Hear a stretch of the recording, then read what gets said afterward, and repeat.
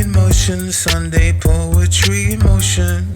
Poetry in motion, Sunday poetry in motion. Poetry in motion, Sunday poetry in motion. Poetry in motion, Sunday poetry in motion. Good afternoon, everybody, and welcome to Poetry in Motion Sunday. I'm Craig Lewis. Hope you've all had a great week. For me, it's been a great one. I've been getting some radio spins out in California on Modi FM, which is a great feeling. It's good to know that your hard work is paid off. So you got to keep on putting in that work. It always brings results, doesn't it? And those of you who hadn't had a chance to listen to my new album, Grind and Pray, it's available on all major platforms. So whatever one you're used to, be it Spotify, Tidal, Apple Music, you can check it out. What we're going to focus on today, so reading the first poem, this one is called Laid Back. The frown a delayed response can bring, like snowfall on the brink of spring.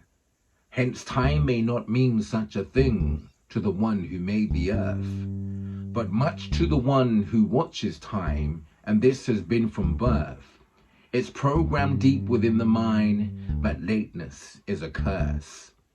But to a culture that's free and easy, that strolled in late, the case if need be, their mind is likened to the one here before time begun, whose homeland hosts the shining sun, where snow does seldom fall, the reggae land, blue seas and sand, admired by them all. Mango trees and coconuts, this land supplies them all, where timekeeping is not law. Hence some people say that those with sun-kissed skin are laid back. But to a culture time concerned, the early bird must catch the worm. Thus each day is an early start. The alarm rings loud, from their beds they part. Shower dressed and off to work with few minutes to spare. The laid-back kind would take the time and appear less time aware.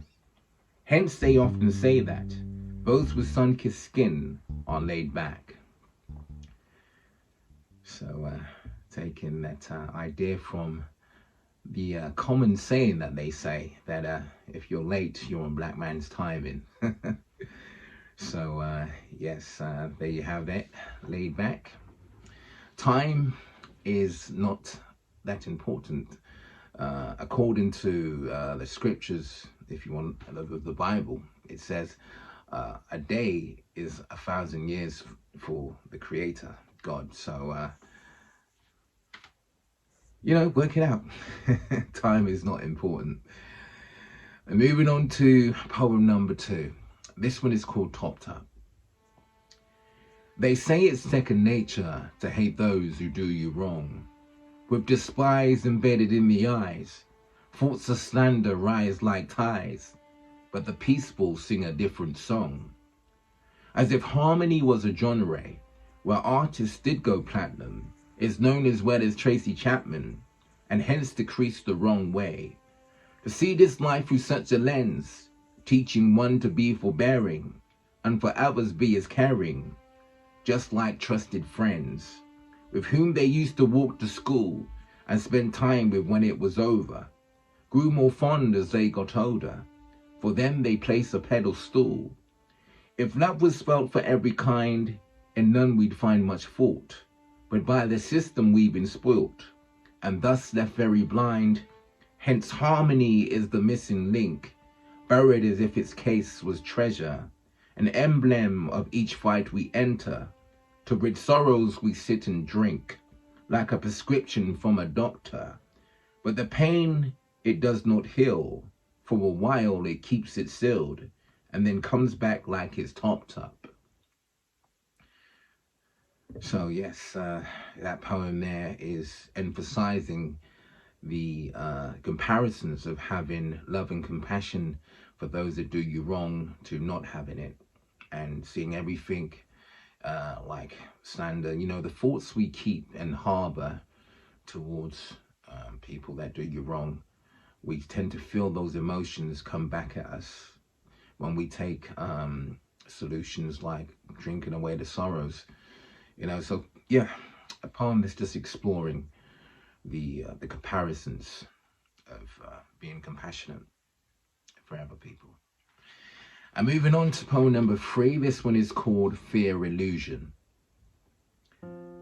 How great does one's mind love to trick, amid the thick of action, gripped to satisfaction, when to fear we do submit, like one would do to Tyson, though the hook it swings is nothing like him. Fear's appearance is not as striking, it's more David than Goliath. To be patient and be quiet when caught up in its presence, one could overcome such fears in just a case of seconds. Fear's the snake that beckons one's attention like the serpent, but can be dismissed like germs when treated with detergent. Fear is like vermin emerging through your house to spook your kids and spouse. To make a stand would take a man with faith at hand to overcome. You'll shine just like the golden sun. Fear embarks confusion. Is this real or an illusion? Fusing panic with the torture to distort the vision, hoping when it talks you listens, like it was the voice of Simon, causing one to fall asleep in the very seat you're driving. Fear it means you nothing well, on every mind it plays such spells. So this poem is emphasizing the importance of seeing fear for what it is. Myself personally, when I see fearful situations at hand, I tend to look to the actual meaning and break down that 4-letter word, false evidence appearing real.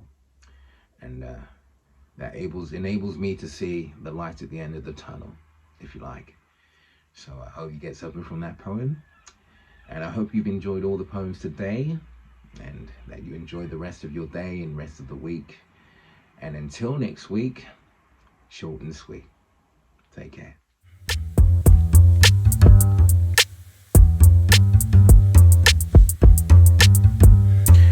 Poetry in motion, Sunday poetry in motion. Poetry in motion, Sunday poetry in motion. Poetry in motion, Sunday.